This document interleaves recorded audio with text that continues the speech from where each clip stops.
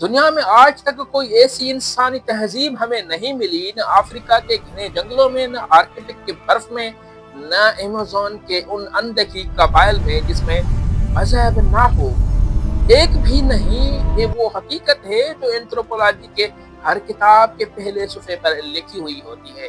اب سوچیں، اگر مذہب انسان کی ایجاد ہوتی تو کہیں نہ کہیں کوئی قوم ضرور ہوتی جس نے یہ ایجاد نہ کی ہوتی۔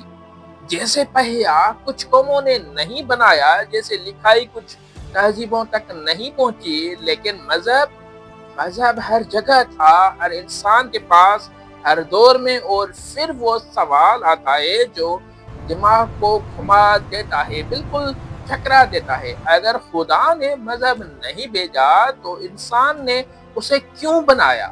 اور اگر انسان نے بنایا تو پھر ہر قوم نے اکیلے بغیر ایک دوسرے سے ملے ایک ہی چیز کیوں بنائی؟ جب سائنس نے اس سوال کا پیچھا کیا، لاکھوں سال پیچھے، ہڈیوں تک، غاروں تک، انسانی دماغ کے گہرائیوں تک، تو جو ملا وہ آج میں آپ کے سامنے رکھنے والا ہوں۔ میں ستار کنگرانی۔ آپ چینل پہ نئے ہو تو چینل کو ضرور سبسکرائب کیجیے گا۔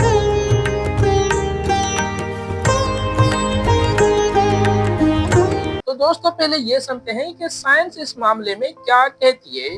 آرکیولوجی یعنی آثار قدیمہ کے ماہرین نے زمین کھود کر بہت کچھ نکالا ہے، اور جو سب سے پرانے ثبوت ملے ہیں ان کو، وہ یہ بتاتے ہیں کہ مذہبی سوچ کی ابتدا کم سے کم 3 لاکھ سال پہلے ہوئی تھی۔ جی ہاں، 3 لاکھ سال۔ اور یہ ثبوت کوئی کہانی نہیں ہے، یہ زمین سے نکلی ہوئی ہڈیاں ہیں، پتھر ہیں، رنگ ہیں۔ سب سے پہلا ثبوت ہیں قبریں یا قبرستان۔ جب سائنسدانوں کو پتا چلا کہ قدیم انسان اپنے مردوں کو دفنایا کرتا تھا، اس پہ وہ حیران رہ جاتے ہیں، کیونکہ کوئی بھی جانور ایسا نہیں کرتا تھا۔ شیر مر جائے تو دوسرے شیر آگے چل دیتے ہیں، لیکن انسان نے اپنے مردوں کو زمین میں رکھا، ان کی قبریں بنائی، اس کے ساتھ کھانا رکھا، قبروں کے پاس ہتھیار رکھے، پھول رکھے۔ اب سوچیں، یہ پھول کیوں رکھے گئے؟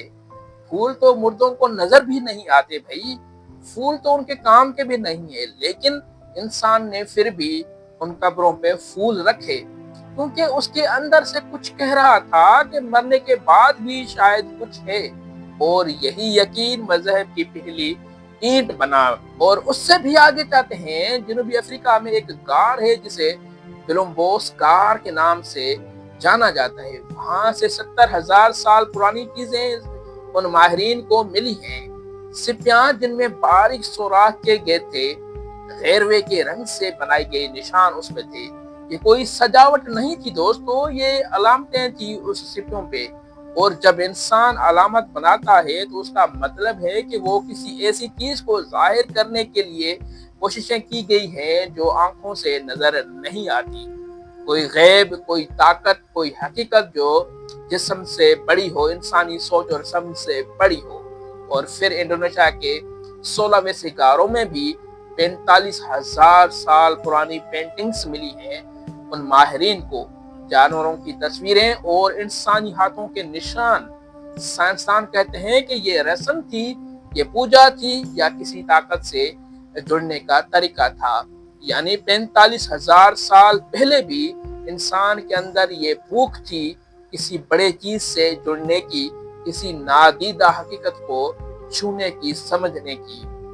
اب یہ جاننا بہت ضروری ہے کہ ابتدائی انسان کا مذہب کیسا تھا دوستو۔ وہ ایک خدا کو نہیں مانتا تھا، یہ تو طے ہے۔ وہ ہر چیز میں روح دیکھتا تھا، درختوں میں، پہاڑوں میں، دریاؤں میں، ہوا میں، آگ میں، ہر چیز میں وہ جو اس سے سمجھ سے بالا تر تھی، اس کو وہ خدا سمجھتا تھا۔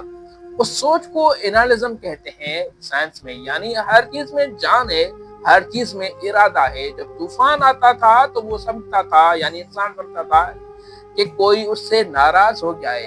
جب فصل اچھی ہوتی تھی تو انسان اس وقت سمجھتا تھا کہ اس سے کوئی خوش ہو جائے، اس لیے اس کی یہ فصل اچھی ہوئی ہے۔ لیکن یہاں ایک بہت اہم سوال آتا ہے، کیا یہ جہالت تھی؟ کیا یہ ڈر تھا؟ نہیں بھائی، یہ دراصل انسانی دماغ کا وہ فطرتی عمل تھا جسے سائنسدان ایجنسی ڈیٹیکشن کہتے ہیں، یعنی ہر واقعے کے پیچھے کسی ارادے کو ڈھونڈنا۔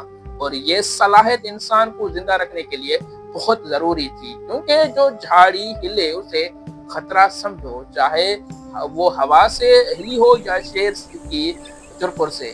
غلطی کرنے سے بہتر یہ تھا کہ ہوشیار رہا جائے، اور اسی فطرتی صلاحیت نے مذہبی سوچ کی بنیاد رکھی۔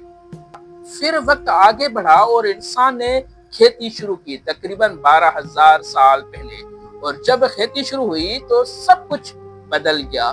انسان ایک جگہ رہنے لگا، گاؤں بنے، پھر شہر بنے، اور جب لوگ اکٹھے رہنے لگے تو مذہب بھی پھر منظم ہونے لگا۔ اب صرف ذاتی یقین نہیں تھا، اب مشترکہ رسمیں بن گئی تھی، مشترکہ عبادتیں تھی، مشترکہ کہانیاں بنی اب۔ اور یہاں ترکی میں ایک جگہ کا ذکر کرنا بہت ضروری ہے، گوبیل کی تپیا۔ یہ جگہ تقریباً 12,000 سال پرانی ہے اور دنیا کی سب سے پرانی عبادت گاہ سمجھی جاتی ہے آج بھی۔ اور اس کی سب سے حیران کن بات یہ ہے کہ عبادت گاہ کسی شہر میں نہیں بنی تھی، بلکہ شہر بعد میں بنے اس عبادت گاہ کے گرد۔ یعنی پہلے لوگ عبادت کے لیے اکٹھے ہوئے، پھر ساتھ رہنے لگے، پھر تہذیب بنی۔ سائنسدانوں کا یہ نتیجہ پوری پرانی سوچ کو الٹ دیتا ہے دوستو۔ مذہب نے تہذیب کو جنم دیا، نہ کہ تہذیب نے مذہب کو۔ اور پھر دریائے دجلہ اور فرات کے درمیان آج کے عراق میں سمیری تہذیب آئی تقریباً 5,000 سال پہلے۔ یہاں پہلی بار دیوتاؤں کے باقاعدہ نام ہمیں ملتے ہیں، مندر ملتے ہیں، پجاری ملتے ہیں، لکھی ہوئی یہ دعائیں بھی ہمیں ملتی ہیں۔ انہوں نے آسمان کو دیکھا، ستاروں کو دیکھا، اور ہر ستارے میں ایک طاقت دیکھی۔ اور اس کے ساتھ ساتھ مصر میں فرعون کا دور بھی آتا ہے، جہاں خود بادشاہ خدا سمجھا جاتا تھا۔ اور ہندوستان میں ویدک روایت شروع ہوتی ہے 3 سے 4,000 سال پرانی، جو آج ہندو مذہب کی بنیاد ہے۔ چین میں کنفیوشس کی سوچ آتی ہے، بدھ مت آیا، اور یہ سب ایک ہی وقت میں ایک دوسرے سے بالکل الگ مختلف برازموں میں ہو رہا تھا۔ یہی وہ حقیقت ہے جو دماغ کو روک دیتی ہے، چکرا دیتی ہے۔ یہ اتفاق کیسے ہو سکتا ہے بھائی؟ ایک ہی وقت میں سب چیزیں ہو رہی ہیں اس وقت۔ اور پھر آیا وہ انقلاب جس نے پوری دنیا بدل دی، ابراہیمی مذاہب، یہودیت، عیسائیت اور اسلام۔ ان تینوں کا مرکز ایک ہے، حضرت ابراہیم علیہ السلام، آپ جانتے ہوں گے۔ اور ان مذاہب نے ایک ایسا تصور دیا جو پہلے کبھی اتنا واضح نہیں تھا، ایک خدا لا شریک، سب کا خالق، سب کا مالک۔ یہ ایک فکری زلزلہ تھا، کیونکہ پہلے ہر قوم کے درجنوں دیوتا ہوتے تھے، ہر مسئلے کا الگ دیوتا ہوتا تھا، ہر موسم کا الگ دیوتا ہوتا تھا۔ لیکن ابراہیمی روایت نے کہا یہ سب غلط ہے، طاقت ایک ہے، حقیقت ایک ہے، خالق بھی ایک ہے۔ اور آج دنیا کے تقریباً 4 ارب آبادی، یعنی آدھی سے زیادہ دنیا، انہیں 3 مذاہب میں سے کسی ایک کے پیروکار آپ کو ملے گی۔ اب سائنس ایک اور دروازہ یہاں پہ کھولتی ہے، اور یہ دروازہ سب سے زیادہ دلچسپ ہے دوستو۔ نیورو سائنس کے ماہرین نے انسانی دماغ کو اسکین کیا MRI مشینوں سے، اور دیکھا کہ جب کوئی گہری عبادت میں ہوتا ہے تو دماغ کا ایک خاص حصہ روشن ہو جاتا ہے اس وقت۔ اسے کچھ سائنسدانوں نے گاڈ اسپاٹ کا نام بھی دیا ہے۔ اب یہاں 2 راستے ہیں۔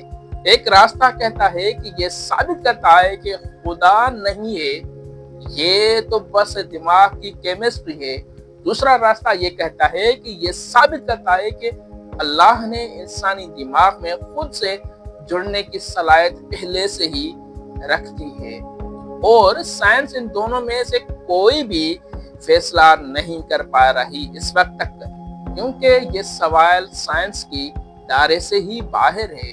اور یہی وہ لمحہ ہے جب میں ستار کنگ رانی آپ سے ایک بات کہنا چاہتا ہوں جو شاید آپ نے پہلے اس طرح نہیں سوچی ہوگی۔ سائنس بتاتی ہے کہ مذہب کب آیا، کہاں آیا، کیسے پھیلا، لیکن سائنس یہ نہیں بتا سکتی کہ مذہب سچ ہے یا نہیں۔ क्योंकि सच्चाई को नापा नहीं जा सकता, तोला नहीं जा सकता, माइक्रोस्कोप से नहीं देखा जा सकता। क्या देखा जा सकता है? और जो चीज नापी ना जा सके उसे गलत नहीं कहा जा सकता।